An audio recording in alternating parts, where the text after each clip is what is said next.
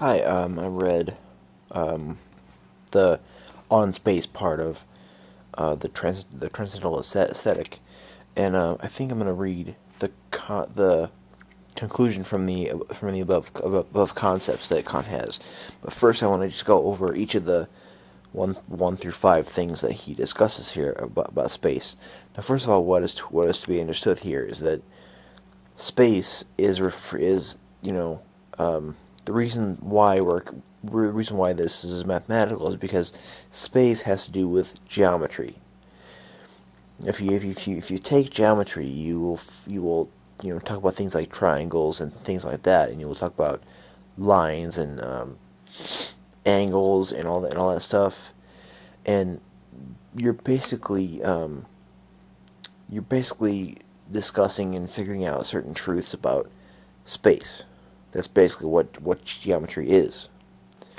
And first of all, I'd like to note that Kant accepts the five postulates of Euclid's elements. First of all, I'm gonna do a different video after I finish the Kant math, the philosophy of mathematics of Kant. After I finish that, I'm going to do a different video which has to do with non-Euclidean geometries, because Euclidean geometries are based off of Euclid's five postulates. Now I'm going to discuss what those are, and I'm going to go into the Lobachevskian geometry and the Riemannian geometry, and then show how that fifth postulate does not hold true because of the different geometries that we have that can describe space in different ways. Now, first of all, I'd like to look at each of these here and figure out what's being said in each of them. Now, first of all, one, he defines space as not a empirical concept, and he says that if we're gonna have empirical intuition, then we have to have a pure intuition, a priori pure intuition that grounds the empirical a posteriori intuitions.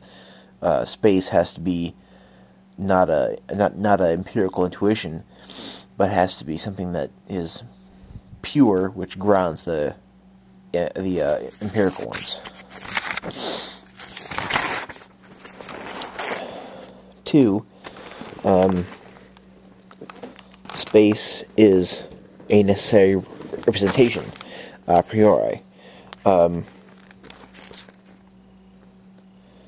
he says that no one can say that there's no space. No one can.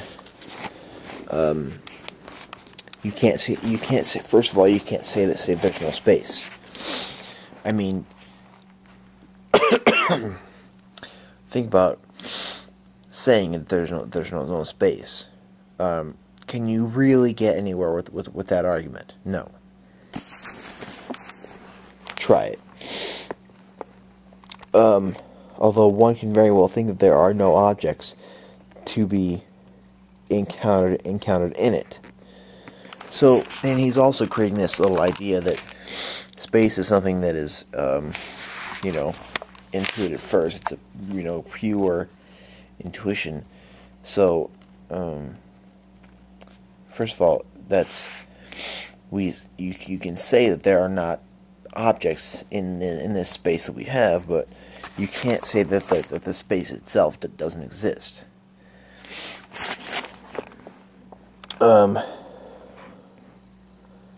Three, the apodictic certainty of all geometric principles and the possibility of their a priori construction are grounded on this a priori necessity.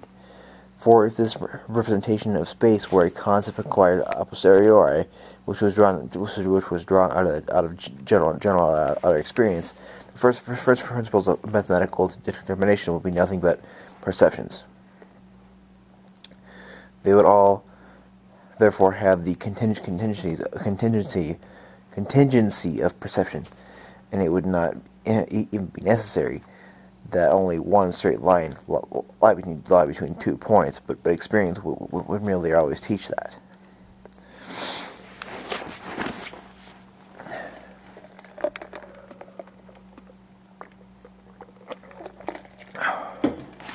So this is where he sort of discusses the whole idea of how this is geometrical. And he also says that no space has been found to be more than 3 dimensions. And then 4, space is not a discursive or general concept of relations of things in general, but a pure intuition. For first, one can only represent a single space, and if one speaks of many spaces, one understands, but by that only parts of the one in the same unique space. So that's more verification of that. And these parts cannot, as it were, precede the single all-encompassing space as its components, but rather are only thought in it. It is essentially single, the manifold in it, and thus also the general consequence of spaces in general rests merely on limited limitations. From this it follows that in respect to it, an a priori intuition grounds all concepts of them. Thus also all geometric principles that in a triangle two sides together are always greater than a third are never derived from general concepts of line and triangle, but rather are derived from intuition, and are indeed derived a priori with apodictic certainty. And that's basically a discussion of how geometry is certain because of the pure intuition that there is. And that's basically a discussion of how because he's going upon Euclid here, and he's saying that because of how these five postulates are so certain, that pretty much that we have this geometry which is based upon the pure intuition of space, that we can mostly be so certain of that. And then 5, space is represented as a given infinite magnitude, a general concept of space, which is common to a foot as well as an L, can determine nothing in respect to magnitude. So when he says a general concept of space, he's talking about like as a space were a empirical intuition, which, first of all, I'd like to give that some thought here. How can you think about space as anything other than something that you already know? I mean, I don't see how space is something that is intuitive. I see how things that are inside space are thought of as empirically intuited. But I don't. But first of all, I think he calls space as a pure a priori intuition, and that is something that it's not like you can know when you're having this little intuition. It kind of happens with consciousness. It's something that is just it's there because it happens because you're conscious, and it's something that you understand. It's a pure intuition before experience. So it's not like you can say, okay, I'm having this pure intuition right now. So basically, you cannot, you cannot look at something and say that, oh, I'm empirically intuiting space right now. It's not possible. You can't even think about it that way, because you are not empirically intuiting space. Now that I definitely agree with. Now whether space is a pure intuition a priori before experience, I'm not real sure. But you cannot say, "Oh, I'm intuiting space right now," because it's something that you are in. It's something that the things that you are empirically intuiting are in. So I get this part, and then he gives this idea of space as an infinite magnitude. Now that is something that we can't really understand. We can't. Our mind can't really wrap our minds around the idea of infinity that well. But the fact that you can say that is support of the idea that it's a pure intuition. What else? Okay, I'm gonna read the conclusion from the above concepts because there's some stuff here too. A. Space represents no property at all of any things in themselves, nor any relation of them to each other, i.e., no determination of them that attaches object to themselves, and that would remain even if one were to abstract from all subjective conditions of intuition. For neither absolute nor relative determinations can be intuited prior to the existence of the things to which they pertain, thus be intuited a priori.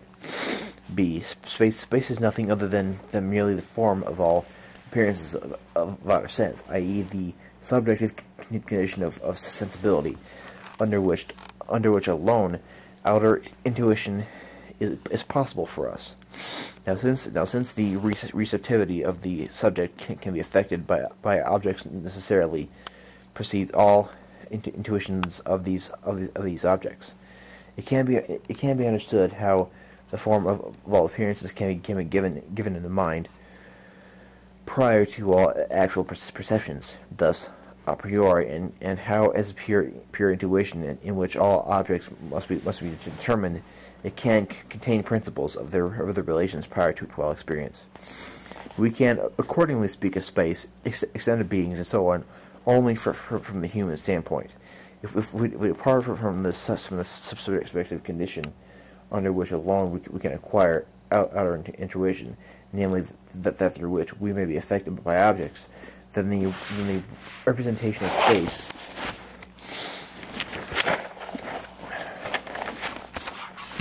signifies nothing at all. This predicate is attributed to things only insofar as they appear to us, i.e., our object of sensibility. The constant form of this receptivity, which we call sensibility, is a necessary condition of all the relations within which objects can be intuited as outside us. And if one abstracts from these objects, it is a pure intuition, which bears the name of space. Since we cannot make this special conditions of sensibility into conditions of the possibility of things, but only of their appearances, we can well say that space comprehends all things that may appear to us externally, but not all things in themselves, whether they be intuited or not, or by whatever subject they may be intuited. For we cannot judge at all whether the intuitions of other thinking beings are bound to the same conditions that limit outer intuitions, and that are universally valid for us. If we add the limitation of a judgment to the concept of the subject, then the judgment is unconditionally valid.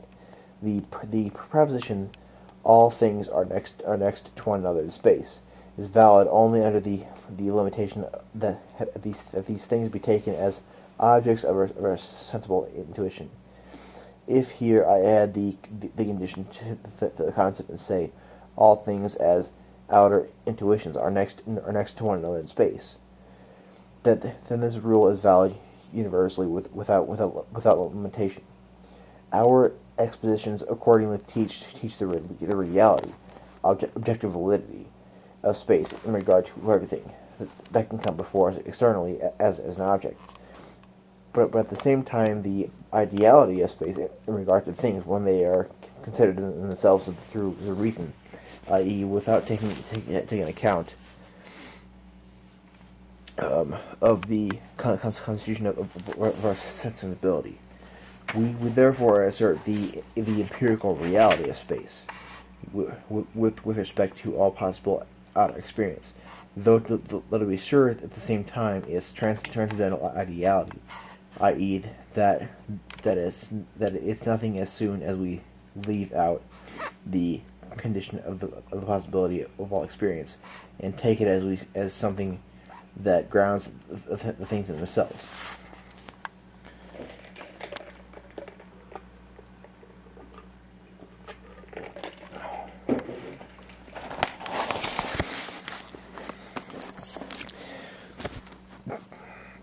Besides space, however, there's no other subjective representation related to something external that could be called a priori objective. Hence, this subjective condition of all outer appearances cannot be compared with any other. The pleasant taste of a wine does not belong to the objective determinations of the wine. Thus, of an object, even considered as an appearance, but rather to the particular constitution of the sense in the subject that enjoys it. The colors are not objective qualities of the bodies of the intuition of which they are attached, but are also only modifications of the sense of sight, which is affected by light in a certain way. All right, now I think it's really important to note here that he's agreeing with the fact that there are noumena or things in themselves. He's agreeing with that, but he's not. He's saying that we can't get face to face with those things. We cannot. We can't. Look at them. The way that they really are. Unless they are, because the only way that we have contact with them is through our senses. But then we have this idea that they're modified. He says it in here that they're modified because of our senses, and that we can't look at them in any other certain way. Space, on the contrary, as a condition of outer objects, necessarily belongs to their appearance or intuition. Taste and colors are by no means necessary conditions under which alone objects can be objects of the senses for us. They are only combined with the appearance as contingently. I can't say that word.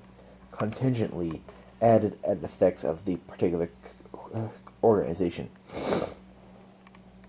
Hence, they are not a priori representations, but are grounded on sensation, and pleasant taste is even grounded on feeling of pleasure and displeasure as an effect of the sensation. And no one can have a priori the representation either of a color or of any taste, but space concerns only the pure form of intuition. Thus it includes no sensation, nothing empirical in itself, in all kinds and different determinations of space, and can even must be able to be represented a priori if concepts of shapes as well as relations are to arise. Through space alone, it is possible for things to be outer objects for us.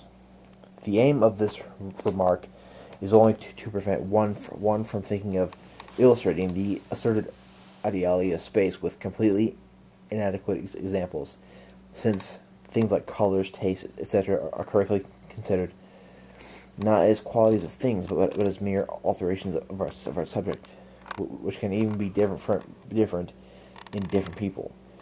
For in this case, that which is originally itself only appearance, e.g. a rose, counts in an empirical sense as a thing itself, which yet can appear different to every eye in regard to color.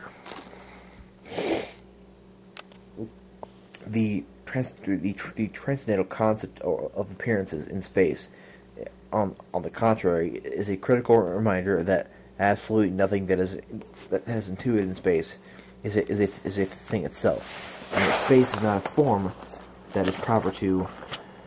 Here he keeps on saying that. He keeps on saying that. The fact that we have senses that, do say something. They do say things about, what those things in themselves are. But we never have a, eye to eye intuition of them. Because with empirical intuition, we have through the senses, where it's what it is. And he says that they are modified, and we can't have the kind of thing that we can see them the way that they really are, even though they really do exist.